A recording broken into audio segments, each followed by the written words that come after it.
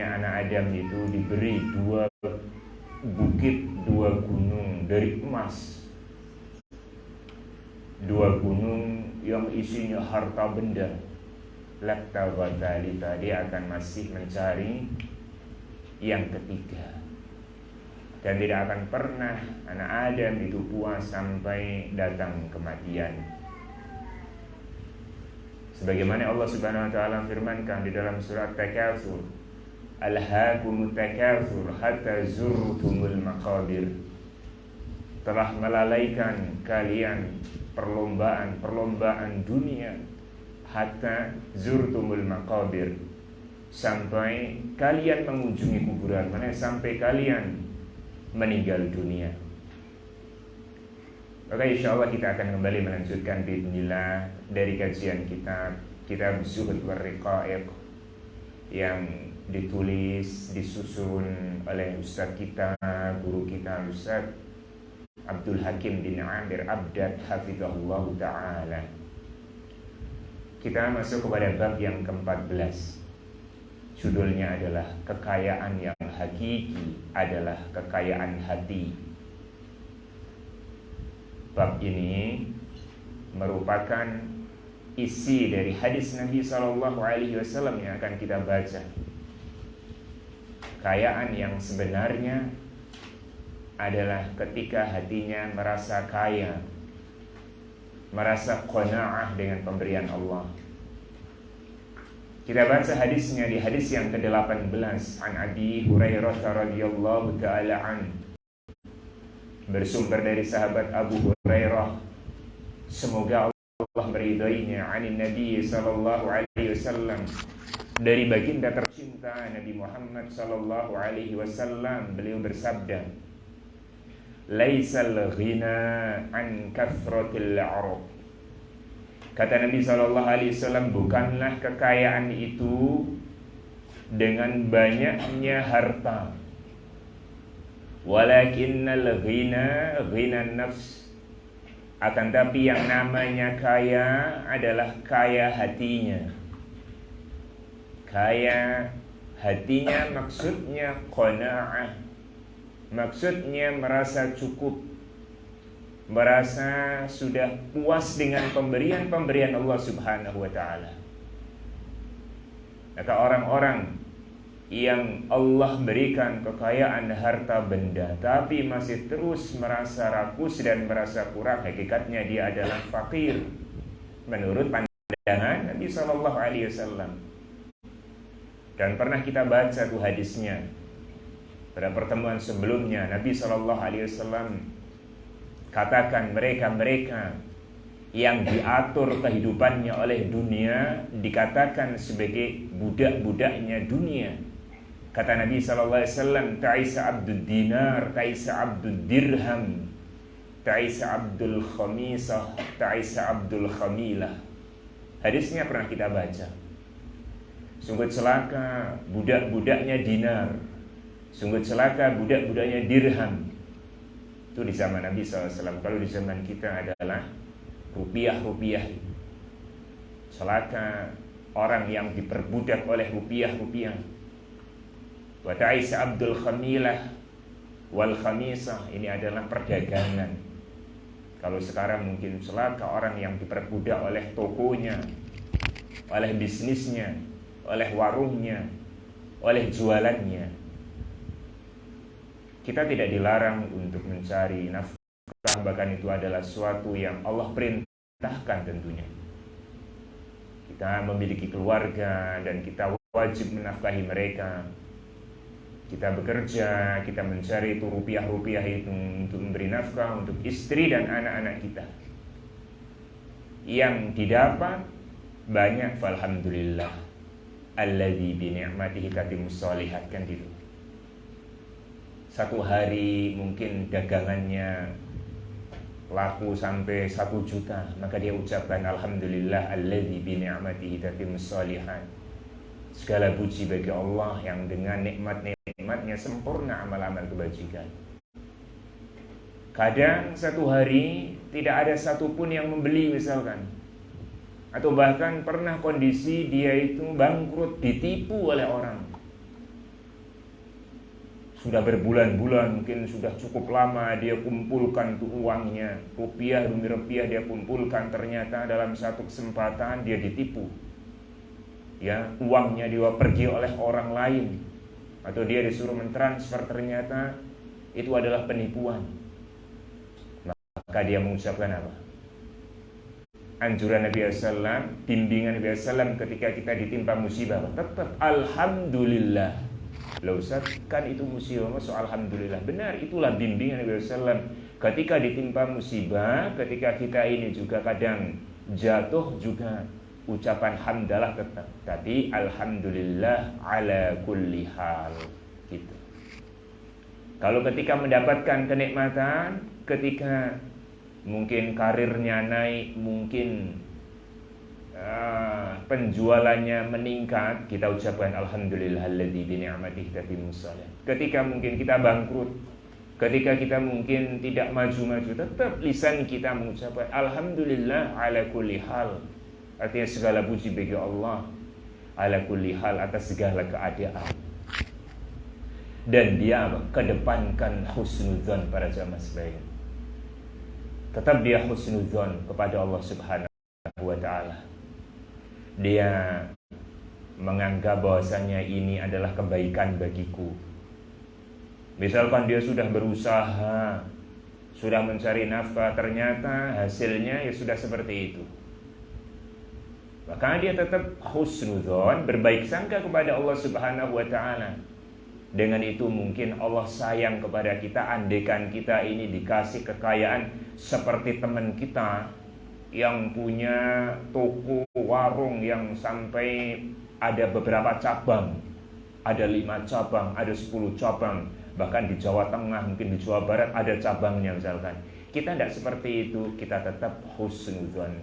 Barangkali kalau seandainya saya seperti orang tersebut, mungkin saya sudah gak bisa ngaji barangkali sudah gak sempat lagi untuk sholat berjamaah. Barangkali bisa-bisa saya futur, bisa-bisa kembali awam menjadi pejuang-pejuang dunia. Barangkali seperti itu. Tapi ketika Allah Subhanahu wa ta'ala berikan, ya yang penting cukup, yang penting tidak punya hutang, yang penting makan di hari itu ada, yang penting badannya sehat, itu kan kenikmatan di situ. Ya, kita tetap husnudzon kepada Allah Subhanahu wa ta'ala. Jangan sampai kemudian ketika kita ini saya ini sudah sering ngaji, sudah sering sholat malam, sudah lama masuk sunnah ini, kok belum kaya-kaya ya? Sementara teman saya yang main di riba, teman saya yang tidak pernah sholat berjamaah, bahkan sholat pun kadang bolong-bolong, kok tambah kaya ya? Allah gak adil. Ini suudzon namanya kepada Allah Subhanahu wa ta'ala. Allah maha adil. Allah tidak pernah zalim kepada hambanya. Allah haramkan dirinya untuk zalim. Kata Allah Subhanahu wa ta'ala hadis qudsi yang diriwayatkan oleh Imam Muslim, ya ibadi inni haramtu zulma ala nafsi wa ja'altuhu muharraman bainakum. Wahai hamba-hambaku, itu ucapan Allah ya, aku haramkan diriku berbuat zalim. Maka Allah tidak pernah zalim. Allah adil.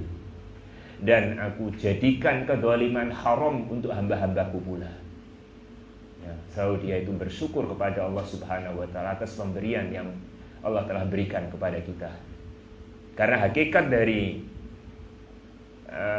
dunia, kebahagiaan yang ada di dalam dunia itu kan, yang penting bisa makan, badan ini sehat, lingkungan aman. Sudah, itulah dunia sebenarnya. Makanya Nabi SAW di dalam sebuah riwayat pernah mengatakan, man asbaha minkum aminan fi sirbi. Barang siapa yang pagi-pagi tempat tinggalnya, maknanya lingkungannya aman, dia ngontrak, alhamdulillah lingkungan RT-nya aman, tidak ada preman-preman, tidak ada orang-orang yang jahat kepadanya, alhamdulillah. Pagi hari tempat tinggalnya memang lingkungannya aman. Yang kedua, mu'afan fi jasadi, jasadnya afiat dia sehat. Ya, dia bisa makan bebas, makan sate, makan soto, makan ini, makan itu. Alhamdulillah, belum ada keluhan-keluhan Sebagaimana orang yang mungkin ada pantangan makan ini tidak boleh, makan itu. Kemudian yang ketiga, indahu qutu yaumih. Dia punya stok makan untuk hari itu. Yang penting hari ini ada makan. Dia tidak hutang. Masalah besok, masalah tahun depan itu urusan nanti. Maka kita berusaha belajar itu seperti burung. Burung itu kan setiap pagi cari makan. Setelah kenyang pulang, tidak bawa bekal untuk besok-besoknya. Dan besok cari dapat lagi. Makanya Nabi SAW katakan, "Lau kuntum tatawakkaluna 'ala Allahi kama kanat thair." Seandainya kalian itu bertawakal kepada Allah sebagaimana seekor burung yang mencari makan, la razaqakum kama yarzuqut thair, maka kalian pasti akan diberikan rizki oleh Allah sebagaimana burung mencari rizki, sebagaimana Allah berikan rizki itu kepada burung. Pagi hari burung itu mencari makan dalam kondisi perutnya, pemboloknya kempes, kosong perutnya. Pulang-pulang sore, waktunya sore, pulangnya sore. Subhanallah. Pelajaran dari burung Bapak Ibu sekalian. Pagi-pagi, karena pagi itu adalah waktu yang berkah. Cari nafkah ya pagi-pagi, habis subuh, habis sholat subuh, habis zikir pagi. Yang Nabi SAW berkah itu waktu pagi. Nabi pernah berdoa, Allahumma barik li ummati fi bukuri. Ya Allah, berkahilah untuk umatku di waktu paginya. Bukan digunakan untuk santai, untuk nongkrong, untuk tidur. Ya, habis waktu pagi adalah waktu mencari nafkah. Pulangnya kapan? Sampai jam 11 malam ada lembur. Coba ya tidak, burung tidak ada yang lembur. Burung sudah maghrib sudah pulang, tidur bersama keluarganya. Ya, bersama mungkin kalau istilahnya sama istri sama anak-anaknya. Tapi ya burung mungkin nggak tahu, mungkin ada istrinya atau tidak. Yang jelas bersama keluarganya istirahat malam. Nah itu Rasulullah SAW perumpamakan kita ini dalam mencari nafkah berusaha sebagaimana seekor burung itu. Jadi musibah-musibah yang menimpa di dalam urusan dunia, kalau kita melihat orang yang di bawah kita ini, kita tetap akan bersyukur kepada Allah Subhanahu wa taala. Asalkan satu, kita patut untuk bersedih, mungkin kita patut untuk meratapi barangkali. Ratapan yang bukan ratapan mengingkari takdir tentunya.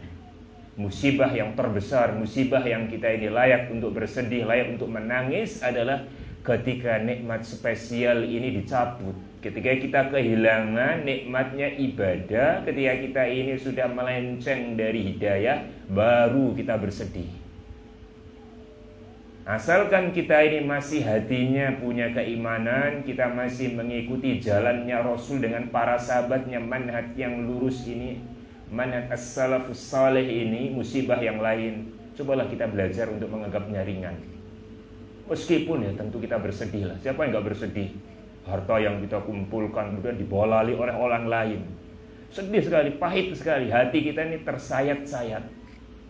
Mobil yang kita miliki misalkan ternyata dicuri, motor yang kita sayangi ternyata diambil, dicuri oleh orang lain. Musibah itu memang ya berat. Ya semua kita yang merasa sedih kalau misalkan diuji dengan sesuatu itu. Tapi kita belajarlah untuk tidak terlalu menggebu-gebu dalam urusan dunia kita semuanya, terutama yang menyampaikan tentunya ini. Asalkan bukan musibah tadi dicabutnya hidayah. Kalau dicabut hidayah barulah dia menangis, dia merengek kepada Allah Subhanahu wa ta'ala. Yang dulu dia bisa sholat malam, sekarang sudah susah. Yang dulu dia bisa rutin taklim, sekarang sudah bolong-bolong. Yang dulu dia itu bisa gampang mengeluarkan harta untuk donasi, untuk fakir miskin, sekarang mulai berat. Itu kan berarti tanda-tanda hatinya mulai mengeras. Harusnya seorang sensitif terhadap hatinya ini. Dan dia harus tahu kapan hatinya ini harus diberikan nutrisi, suplemen. Bahkan kata Syekh Shalih Al-Fauzan hafizahullah ta'ala, beliau mengatakan sesungguhnya masing-masing hati kita ini harusnya segera ketika merasakan sakit itu untuk berangkat ke apotek hati. Kata Syekh Shalih Fauzan ini ya, bukan bahasa saya. Suaidaliyatil qulub, apotek-apoteknya hati. Kita kalau misalkan badan kita greges, badan kita sakit, kita akan berusaha cari obat penurun panas, penurun batuk misalkan. Kita tanya ke dokter resepnya, kemudian diarahkan ke apotek. Demikian juga ketika hati kita ini mulai terinfeksi virus cinta dunia, virus mulai males ibadah, sudah mulai begitu senangnya dengan kehidupan, seolah nggak mau untuk mati. Cobalah kita cari apotek terdekat. Apa diantaranya? Majelis ilmu, para jamaah sekalian. Ya, wallahi seandainya kita berkumpul ini cuma ngobrol saja sudah, nggak usah taklim. Andaikan kita ini ada pertemuan, misalkan nih hari Ahad pertama, Ahad ketiga, cuma datang ngobrol, ana sama panjenengan, itu sudah menaikkan iman sudah ini. Ketemu panjenengan yang penampilan Islam yang murni, berjenggot, pakai sarung, pakai kuku, pakai jubah, pakai baju-baju muslim, itu sudah menambah keimanan sudah ini. Apalagi kalau seandainya mungkin ada satu atau dua nasihat, tentu itu akan lebih untuk menambah keimanan kita ini. Itu kata Syekh Shalih Fauzan. Ya, butuhnya kita ini untuk tahu mana apotek-apotek hati. Di antaranya adalah majelis ilmu, di antaranya adalah Al-Quran, di antaranya adalah anak-anak yatim, anak-anak orang-orang fakir miskin. Kita datangi, kita berikan, akan sembuh nanti hati kita. Nah,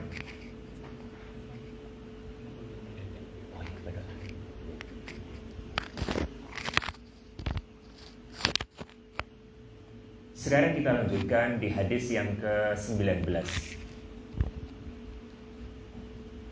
An Sahal ibn Sa'ad As-Sa'idi annahu qala, dari Sahal bin Sa'ad As-Sa'idi, sahabat Sahal ibn Sa'ad As-Sa'idi, annahu qala, bahwasanya beliau berkata, qala marra rajulun ala Rasulillah sallallahu alaihi wasallam, satu hari pernah seseorang melewati Rasulullah sallallahu alaihi wasallam, faqala li rajulin 'indahu jalis, maka Nabi sallallahu alaihi wasallam bertanya kepada sahabat-sahabat yang duduk di samping beliau. Jadi Sahal bin Sa'ad bercerita, saat Rasulullah sedang duduk-duduk bersama para sahabatnya, tiba-tiba muncul seorang laki-laki yang berpenampilan yang mewah. Lalu Nabi SAW nengok ke sahabatnya dan bertanya, ma ra'yuka fi hadha, menurut kamu orang ini seperti apa? Orang yang lewat tadi, yang mewah tadi, mungkin nampak itu kendaraannya, bajunya, mungkin parfumnya tercium dari jauh itu. Nampak itu bukan orang sembarangan, itu orang kaya, itu mesti pejabat. Kita tahulah ya, penampilan pejabat sama penampilan petani itu kelihatan perbedaan. Faqala, maka sahabat yang ditanya, sahabatnya Nabi SAW mengatakan, rajulun min asyrafin nas, Rasulullah itu laki-laki dari orang yang sangat terhormat. Itu bukan orang biasa ya Rasulullah, itu orang penting, orang yang kaya raya, mungkin pejabat tinggi ya Rasulullah. Hadza wallahi hariyun in khotaba an yunkah, kata sahabat ini orang ini ya Rasulullah, demi Allah seandainya ngelamar akhwat pasti diterima. Orang yang kaya, orang yang punya jabatan, kata sahabat ini, andaikan dia cari akhwat, dia pingin melamar, gak ada yang nolak kayaknya. Wa in syafa'an yusyafa', dan kalau laki-laki ini dia minta tolong, minta bantuan, semuanya pasti akan bantu. Wa in qala an yusma', dan kalaupun dia ngomong, ngasih saran, pasti semuanya mendengarkan ucapannya. Subhanallah. Ya sama ya, ternyata gambaran sahabat-sahabat Nabi SAW di zaman beliau dengan gambaran umumnya kita. Kita kalau ada orang yang kaya, kendaraannya mewah, badannya kelihatan bagus, posturnya ideal, masih muda, maka mesti akan muncul ucapan-ucapan tuh orang yang hebat, orang yang kaya raya. Dia kalau melamar gampang diterimanya. Itu kalau minta bantuan, orang-orang gampang membantunya. Kalau ngomong pasti akan didengar. Ya. Umumnya manusia ternyata di zaman dahulu sama zaman sekarang tidak jauh beda lah. Dan para sahabat Nabi SAW itu di awal-awal Islam, biar kita ini bercermin dengan keadaan para sahabat dahulu, sama dengan kita ini. Mereka, kata Anas bin Malik, ini penuturannya Anas bin Malik, dahulu di antara kami banyak, bukan hanya satu dua, di antara kami nggak satu dua, banyak yang masuk Islam bukan karena hidayah, artinya bukan karena kami sadar bahwa Islam itu agama yang patut untuk diikuti. Sebagian sahabat ada yang masuk Islam karena iming-iming dunia dari Nabi SAW. Karena salah satu di antara trik Nabi SAW melunakkan hati para sahabatnya adalah dengan memberikan harta. Maka Anas menuturkan, dahulu di antara kami ada yang masuk Islamnya itu karena iming-iming dunia, dikasih oleh Rasulullah, dikasih. Ya. Yang awal-awal masuk Islam, baru masuk Islam, dikasih sembako, dikasih. Kalau sudah imannya kuat, baru Nabi SAW lepas. Barangkali panjenengan masih ingat kisah dalam perang Hunain ketika Nabi SAW mendapatkan ghanimah yang sangat besar. Maka Nabi SAW membagi harta ghanimah itu kepada sahabat-sahabat yang baru masuk Islam. Kisah perang Hunain itu, Bapak Ibu sekalian, saat Nabi SAW itu hampir sahabatnya ada yang terlalu kagum dengan banyaknya jumlah. Maka Allah SWT uji. Awal pertempuran kaum muslimin kocar kacir ketika itu. Jadi ada sebagian sahabat yang baru masuk Islam itu lari terbirit-birit karena diserang oleh musuh. Tapi akhirnya Allah SWT menangkan peperangan tersebut. Ketika terkumpul ghanimah, Nabi SAW kumpulkan para sahabatnya yang tadi istilahnya yang lari kocar kacir, yang baru masuk Islam dipanggil, dikasih ghanimah yang banyak. Sementara tuh sahabat-sahabat senior, sahabat-sahabat yang di awal-awal Islam, mereka berjuang bersama Nabi, tidak dikasih satupun, tidak dikasih jatah. Subhanallah. Sampai sebagian mereka ada yang merasa sedih, kemudian menyampaikan kepada Nabi SAW, ya Rasulullah, saya ini wakil dari teman-teman ya Rasulullah. Kita nggak dapat jatah ghanimah ya Rasulullah. Sementara itu orang-orang yang lari, orang-orang yang baru masuk Islam, Anda berikan jatah yang banyak. Ya, maka Nabi SAW kemudian mengumpulkan para sahabat yang senior itu dengan mengatakan akhirnya, kami telah wakilkan keimanan kalian kepada kalian. Artinya saya sudah menganggap kalian itu imannya sudah kuat. Sementara itu sahabat-sahabat yang baru masuk Islam, mereka imannya masih lemah. Kami kuatkan dengan itu, dengan harta. Ya, kalian adalah sahabat-sahabat istimewa. Ya. Adapun yang baru masuk Islam ini butuh untuk dikuatkan. Itu salah satu triknya Nabi SAW. Sehingga para sahabat kalau sudah bertahun di imannya sudah mulai naik, maka tidak berselang waktu lama akhirat lebih mereka cintai daripada dunia ini. Ya, kehidupannya yang dicari adalah kehidupan akhirat ini. Kembali kepada kisah tadi. Kita baca lagi. Saat Nabi SAW bertanya kepada para sahabatnya, gimana menurut antum tuh orang yang lewat tadi? Sahabat ini mengatakan, tuh ya Rasulullah, orang yang kaya raya, bukan orang biasa. Kalau dia ngelamar diterima, kalau minta bantuan akan dibantu, kalau ngomong didengarkan. Qala fasakata Rasulullah, maka Rasul terdiam. Tsumma marra rajulun akhar, kemudian lewat lagi seorang laki-laki yang lain. Faqala lahu Rasulullah sallallahu alaihi wasallam, lalu Nabi SAW bertanya lagi kepada para sahabat, ma ra'yuka fi hadha? Sekarang ada laki-laki lagi. Menurutmu gimana nih? Orang ini seperti apa ya? Faqala, maka sahabat ini mengatakan, ya Rasulullah, hadza rajulun min fuqara'il muslimin. Ya Rasulullah, tuh orang yang miskin ya Rasulullah. Ya, yang lewat ini ternyata orang yang miskin. Ya nampaklah orang miskin itu. Jalannya aja barangkali nampak. Penampilannya, pakaiannya, kendaraannya nampaklah biasanya. Maka para sahabat mengatakan, ya Rasulullah, itulah orang miskin ya Rasulullah. Hadza hariyun in khotaba an la yunkah. Ini kalau ngelamar, siapa akhwat yang mau nerima ya Rasulullah? Nah ini. Ya, umumnya manusia dan sahabat juga belajar. Artinya sahabat itu di awal-awal Islam mereka tidak sebagaimana ketika imannya sudah naik. Di awal-awal Islam ya nilai seorang itu, oh ini kalau orang kaya jadi lebih dihormati. Penilaian sama lah dengan kita ini. Dengarkan ucapan orang ini ya Rasulullah. Nah, sekarang Rasulullah ingin mengajarkan kepada mereka dan kepada kita semuanya.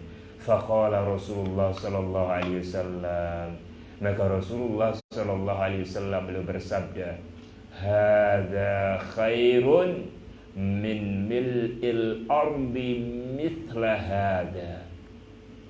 Ini orang yang miskin ini khairun. Khairun artinya lebih baik. Rasulullah SAW ingin mengajarkan orang ini yang miskin ini lebih baik dibandingkan dengan orang sebelumnya yang kaya raya, min mil'il ardi, sepenuh bumi yang isinya orang kaya. Andaikan satu orang miskin ini yang insya Allah beriman kepada Allah dibandingkan dengan orang yang kaya tapi sombong tadi, jumlahnya miliaran, triliunan, sepenuh bumi kata Nabi SAW, itu lebih baik yang miskin tapi beriman tadi. Jadi siapa yang mengatakan ini? Nabi SAW. Kita tidak boleh tersinggung, tidak boleh marah. Ini yang mengatakan bukan ana, ini saya hanya menerjemahkan ucapan Nabi SAW. Hadza khairun min mil'il ardi mithla hadza. Ini lebih baik daripada orang-orang yang kaya tapi sombong itu, meskipun banyaknya sepenuh bumi. Hadis ini riwayat Imam Bukhari dan para immah yang lainnya dengan sanad yang sahih. Dalam catatan kaki kitab saya, Al-Ustaz Abdul Hakim bin Amir Abdad hafizahullah mengatakan hadis yang mulia ini telah memberikan pelajaran sangat tinggi kepada kita semua, bahwa kemuliaan dan ketinggian seseorang di sisi Allah ada pada agamanya dan ketakwaannya. Ini dia. Kemuliaan di sisi Allah adalah apa yang ada pada agama dan ketakwaannya. Sebagaimana Allah firmankan, inna akramakum indallahi atqakum. Sesungguhnya yang paling mulia di sisi Allah adalah yang paling bertakwa kepada Allah. Itu kata Allah Subhanahu wa taala dalam surat Al-Hujurat. Beliau mengatakan, bukan semata-mata pada nasabnya, pada kekayaannya dan status sosialnya. Walaupun kekayaan itulah yang selalu diutamakan oleh manusia, sebagaimana telah dijelaskan di dalam hadis ke-143 dan 144, yaitu hadis-hadis sebelumnya. Ya. Para jamaah sekalian, rahimani wa rahimakumullah, hadis yang kita baca ini bukan berarti ya kita ini kemudian menghinakan seorang yang Allah berikan kekayaan, yang memiliki jabatan, walaupun dia masih awam. Ya, kita juga diajarkan untuk berusaha menempatkan posisi orang yang memiliki jabatan, memiliki kedudukan. Akan tapi semuanya itu bernilai di sisi Allah ketika ada keimanannya. Bobotnya akan bernilai di sisi Allah ketika ada ketakwaannya kepada Allah Subhanahu wa taala. Ya.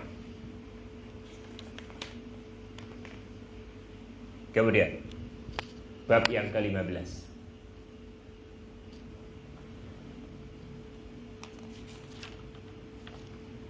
Bab yang ke-15 ini ada dua hadis Nabi. Kita selesaikan dengan bab yang ke-15 ini. Judulnya, lihatlah kepada orang yang di bawahmu, yang lebih rendah darimu di dalam harta dan badanmu. Di bab ini sebenarnya juga kalimat dari Nabi SAW. Tapi ini yang beliau tuliskan ini sebenarnya juga ringkasan dari ucapan Nabi SAW. Nah, di hadis yang ke-20 bersumber dari sahabat Abu Hurairah radhiyallahu taala anna Rasulullah SAW qala, bahwa Rasulullah SAW belum pernah bersabda, idza nadhara ahadukum ila man fuddila alaihi fil mal wal khalq, apabila salah satu dari kalian melihat kepada orang yang Allah lebihkan harta dan fisiknya, falyanzur ila man huwa asfala minhu, maka lihat kepada orang yang di bawahnya, ya, dia harta dan keperawakannya, mimman fuddila alaihi, dari orang yang Allah lebihkan. Nah, di hadis riwayat Imam Muslim, kalau ini riwayat Imam Bukhari, di hadis yang riwayat Imam Muslim itu lebih jelas lagi. Kata Nabi SAW, unzuru ila man asfala minkum, lihatlah kepada orang yang di bawah kalian. Ini dalam urusan harta tadi ya. Kalau dalam urusan ibadah, dalam urusan agama, kita ngelihatnya ya yang di atas. Kalau melihatnya ke bawah, nanti kita malah menurun kualitasnya. Kalau dalam urusan agama, ibadah, dalam urusan ketekunan, dalam beramal soleh, kita melihat yang di atas kita, jangan yang di bawah. Kalau melihat di bawah, kita melihatnya bandingnya sama orang awam, bandingnya sama tetangga-tetangga yang gak pernah ke masjid. Nah, saya mending sudah sholat, tetangga saya itu bolong-bolong, gak meningkat kita ini. Bandinginnya ya kepada teman-teman yang sudah subhanallah, sholat jamaahnya tidak pernah masbuk, taklimnya rutin, sudah bisa baca Al-Quran, punya hafal, itu yang patut untuk kita bandingkan. Dia baru 1 tahun kenal sunnah, dia sudah punya hafalan 1 juz ya. Saya kok belum dapat. Itu kalau urusan ibadah ya, kita lihat yang di atas, jangan dibalik. Tapi kalau dalam urusan dunia, dalam urusan rumah, dalam urusan kendaraan, dalam urusan pernak-pernik kehidupan dunia, kesehatan, anak-anak, lihatnya ke bawah. Wala tanzuru ila man huwa fawqakum, kata. Jangan sampai melihat kepada orang yang di atas kalian. Kalau melihatnya yang ke atas, wah, tetangga saya ini dia sudah 2 mobilnya ini. Baru kemarin ganti motor, ini ganti yang terbaru motornya ini. Merasa nanti dia akan selalu mengingkari dan tidak bersyukur kepada Allah. Saya kok belum bisa ini. Maka kata Nabi SAW, fa wa ajdaru alla tazdaru ni'matallahi alaikum. Karena sifat seperti itu akan membuat Anda tidak meremehkan nikmatnya Allah atas kalian. Ya. Bahasa lainnya para jamaah, ini sering saya sampaikan. Lihat yang kita miliki yang tidak dimiliki orang lain. Lihat yang kita miliki. Kita sudah memiliki istri, lihat yang belum punya istri. Kita sudah punya anak, lihat keluarga-keluarga yang belum punya anak. Kita sudah punya rumah mandiri, rumah sendiri, lihat kepada saudara kita yang sudah puluhan tahun harus pindah kontrakan, anaknya banyak harus pindah kontrakan, itu susah repot.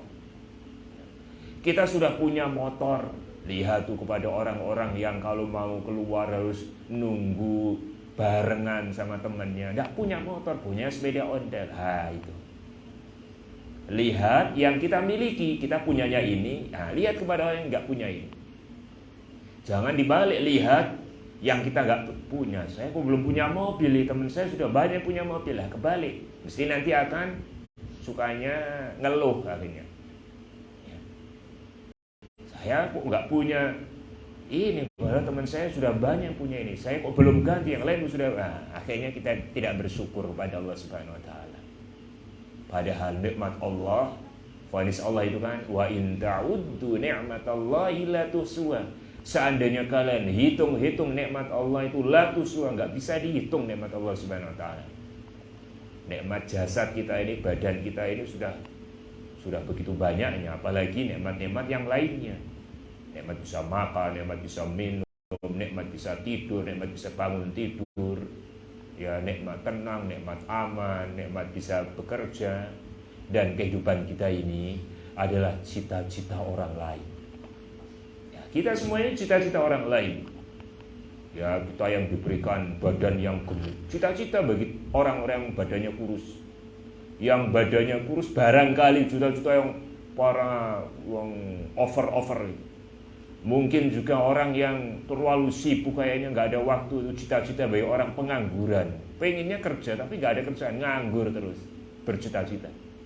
Yang punya anak banyak, tangisan sampai ribut, tetangganya sampai sopo, anaknya sopo ya kadang-kadang.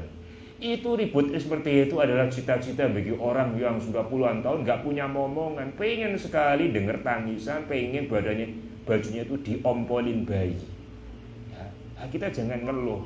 Kadang-kadang orang tua marah-marah, ya Allah, akhirnya dia udahlah, jangan punya anak lagi. Nah, karena merasa terganggu dengan anak-anak kecil. Harusnya disyukuri nikmat itu. Cita-cita orang lain seperti itu. Jadi sebenarnya hidup kita ini adalah cita-cita orang lain. Saya yakin mungkin Ana di sini yang kondisinya seperti ini, barangkali ada orang-orang yang bercita-cita seperti Ana. Dan demikian juga panjenengan. Ya, banyak orang-orang, mungkin juga saya termasuk bercita-cita, mungkin keadaannya seperti panjenengan atau orang-orang yang lainnya. Sehingga kita ini harus bersyukur. Itu sudah ditakdirkan oleh Allah SWT yang terbaik untuk kita. Ya, pastikan itu. Pilihan Allah itu yang terbaik. Kalau Allah SWT memilihkan kita ini karena memang pantasnya kita seperti itu.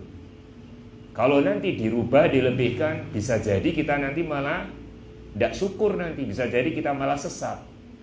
Allah sayang dengan kita. Makanya sudahlah, nafkahnya, rizkinya, ekonominya, jatahnya sekian aja, biar dia tetap istiqomah, biar setiap hari Ahad pertama dan ketiga bisa rutin ngaji misalkan.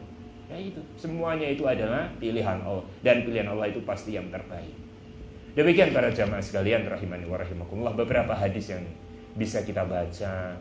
Ya mudah-mudahan hadis-hadis seperti ini mengingatkan kepada kita ini terus-terusan bersyukurlah kepada Allah Subhanahu wa taala. Ya, agar kita ini semakin terarah hidup kita ini, bahwa kita ini hidup bukan untuk menikmati dunia ya. Kita ini hidup bukan untuk numpuk-numpuk harta, tapi kita ini hidup untuk bisa kembali ke tempat asal nenek moyang kita itu Nabi Adam di surga itu saja. Ya, jangan sampai terbuai, jangan sampai kita melenceng dari tujuan. Ibarat kita ini sedang pulang kampung mudik, ketika kita istirahat di rest area, ya kita dunia itu ibarat rest area lah. Ya, di situ ada warung, kita istirahat sejenak. Jangan sampai terlena, kemudian dia nggak mau pulang gara-gara rest areanya mungkin menunya enak, mungkin dia nyaman dengan penjualnya, akhirnya lupa mau mudik malah bangun rumah di rest area. Itu kondisi seperti itu. Nah, kita juga harus mengingat itu. Senikmat-nikmatnya dunia ini, kita bukan untuk di dunia, kita ini akan pulang. Kampung kita sebenarnya adalah akhirat. Wallahu a'lam bishawab. Demikian para jamaah sekalian yang bisa kita bahas pada kesempatan malam hari ini, mudah-mudahan bermanfaat. Wallahu a'lam. Subhanakallah bihamdika asyhadu an la ilaha illa anta astaghfiruka wa atubu ilaik. Assalamualaikum warahmatullahi wabarakatuh.